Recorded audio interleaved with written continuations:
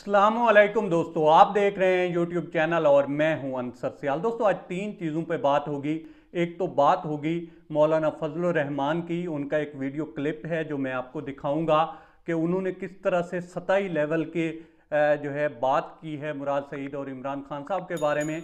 इसके अलावा दोस्तों दूसरे नंबर पे जो बात होगी वो होगी नवाब शाह के हवाले से, और ये इस वक्त की जो है टॉप स्टोरी भी है। जिस तरह के वहाँ पे हालात हैं और जिस तरह से नेशनल हाईवे पे एहतजाज हो रहा है, वो भी छोटी सी जो है झलकी भी मैं आपको दिखाऊंगा, और ये पूरा मामला जो है किस तरह से पेश आया है वो मैं आपके सामने रखूंगा। और तीसरे नंबर पे दोस्तों शहबाज शरीफ साहब की मुलाकात हुई है चौधरी बरादरान से। अंदरूनी स्टोरी क्या है, क्या एक्सपेक्ट किया जा रहा है, इस पे भी बात होगी। और साथ साथ जो इलेक्शन हुए हैं मेयरशिप के डीआई खान से, उन पे भी बात होगी। लेकिन शुरू कर लेते हैं दोस्तों नवाब शाह के जो तहसील है काजी अहमद तहसील, वहाँ से। देखें दोस्तों, अभी जो है वहाँ पे एहतजाज हो रहा है और वर्षा ने जो है 48 घंटे से लाशें रखी हुई हैं नेशनल हाईवे पे, उसको ब्लॉक किया हुआ है। और ये मामला है क्या और पेश किस तरह से आया है। देखें वहाँ पे 400 एकड़ ज़मीन है और इसका जो है डिस्प्यूट चल रहा था। डिस्प्यूट किन के दरमियान चल रहा था? एक साइड पे दोस्तों भंड बरादरी है, दूसरी साइड पे जरदारी बरादरी है। अब जो जरदारी बरादरी है उसने ये जो ज़मीन थी वो ऑक्यूपाई की हुई थी, और जो भंड बरादरी है उनका कहना ये था कि ये ज़मीन जो है ये हमारी है। इसी पे डिस्प्यूट चल रहा था, कुछ पंचायतें वगैरह भी हुई हैं, बड़े बड़े सियासी लोग भी इसमें गए हैं, लेकिन मामला जो है वो हल नहीं हो पाया। अब आकर इस मामले ने जो है शिद्दत पकड़ी है और फिर इसका रिज़ल्ट ये निकला है कि फैर चले हैं दोनों साइडों से, लेकिन इसमें दोस्तों 6 लोग जो हैं वो मारे गए हैं। अब ये जो 6 लोग थे उसमें से 5 तो थे भांड बरादरी से, और इसमें से 8 से 10 लोग जो हैं वो ज़ख्मी भी हैं। अच्छा, जो एक और आदमी था वो मकामी जो है SHO था और वो भी इसी में मारा गया है।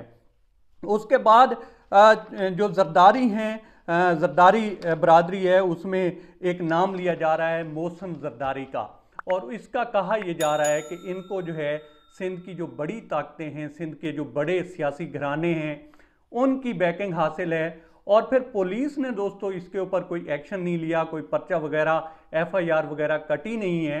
तो बुरसा जो है वो नेशनल हाईवे पे आए हैं और अभी तक इसमें एहतजाज चल रहा है। हलीम आदिल शेख भी आए हैं, इसके अलावा अली जैदी का भी जो है इसके ऊपर बयान आया है, और सभी इसको कंडेम तो कर रहे हैं। लेकिन पिछले काफ़ी अरसे से एक तसलसल आ रहा है, वो कॉलेजेस हूँ, यूनिवर्सिटियाँ हूँ, अभी यूनिवर्सिटी से भी एक केस आया था, या इस तरह से जो है ज़मीनों के केस हूँ, और इसके ऊपर कुछ ख़ास तरह की कोई जो है पेशरफ्त या कानून जो है वो अमल में आ नहीं रहा, और इसी तरह से केसेस सामने आ रहे हैं और लोग जो हैं इसमें सफ़र कर रहे हैं। अब देखें ना, ये भी लाशें रख कर जो है बैठे हुए हैं वहीं पे। अच्छा, अब आ जाते हैं दूसरे मामले की तरफ। दोस्तों पिछले कुछ दिनों आपने जो है एक ही क्लिप चलता देखा होगा, और ये क्लिप था गरीदा फ़रूकी साहब के प्रोग्राम से, और किस तरह की जो है नीच लेवल की वहाँ पे गुफ्तगू हुई, और इसको लेकर सोशल मीडिया पे भी बहुत ले दे हुई। और कहा यह गया कि जनाब, कुछ लोग तो कहते थे कि ये जो है बेजा तनकीद का निशाना बना रहे हैं, लेकिन अगर इस तरह की बातें नेशनल और मेन स्ट्रीम मीडिया पे होंगी तो फिर उस पर बात तो होगी। लेकिन अभी आप देखिए कि मौलाना फजलुर रहमान साहब ने क्या कहा है, और फिर अगर ये लोग इस तरह की हरकतें करेंगे और फिर लोग जो हैं वो इनको मुख्तलिफ नामों से पुकारते हैं तो इनको गुस्सा चढ़ता है। ये देखें वो कहते क्या हैं, ये देखिए।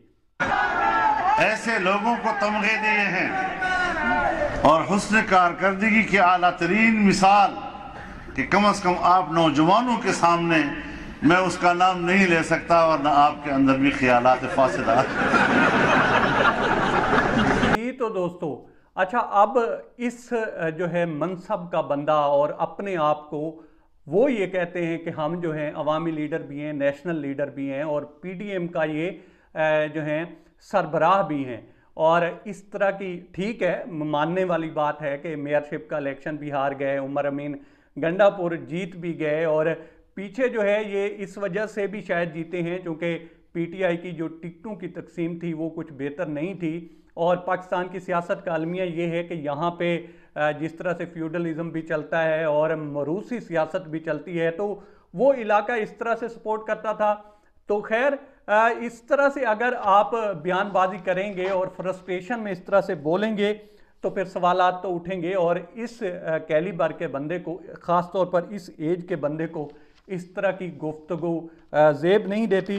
बाकी मौलाना साहब की मर्ज़ी है, और फिर जब रिस्पॉन्स आता है तो फिर ये कहते हैं कि इमरान खान जो हैं उनकी ज़ुबान ठीक नहीं है। तो ये खुद भी अपनी ज़ुबान पे भी कुछ जो है देखें और इसको सुने कभी अकेले में बैठकर, तो इनको एहसास होगा कि इन्होंने क्या बोला है। खैर, अब आते हैं दोस्तों शहबाज शरीफ वाले मामले पे। देखें, एक दौर था कि जब शरीफ बरादरान और ख़ास तौर पर नवाज़ शरीफ साहब कहते थे कि मैंने चौधरी बरादरान को तब तक जो है माफ़ नहीं करना या अपने पास नहीं बुलाना या बिठाना कि जब तक वो मेरे से माफ़ी नहीं मांगेंगे।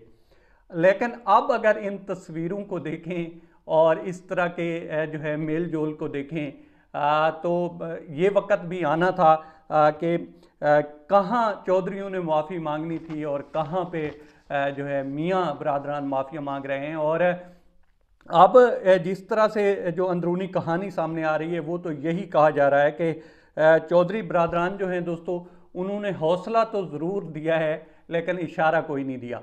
अब हौसले से क्या मुराद है?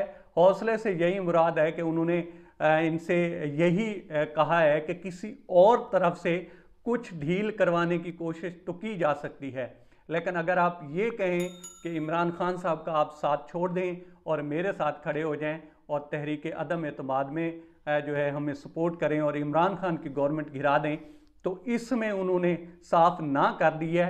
हाँ, जो केसेस हैं और जो गिरफ्तारियां हैं और इस तरह के जो मामलात हैं उसमें हेल्प हो सकती है और वो थोड़ी डिले करवाई जा सकती है, या थोड़ी बहुत जो है जिस तरह से नट बोल्ट टाइट हो रहे थे उसको थोड़ा सा ढीला किया जा सकता है। बाकी उन्होंने जो इमरान खान का साथ छोड़ना है उससे फ़िलहाल तो जो है साफ जवाब दे दिया है। ये खबर जो है अंदर से निकल कर आ रही है। अब तक इतना ही। आप दोस्तों से रिक्वेस्ट है कि आप हमारे चैनल का विज़िट करें, और अगर आपको हमारे चैनल का कंटेंट पसंद आए तो इसे सब्सक्राइब करें। तामुन के लिए शुक्रिया दोस्तों। अल्लाह हाफ़िज़।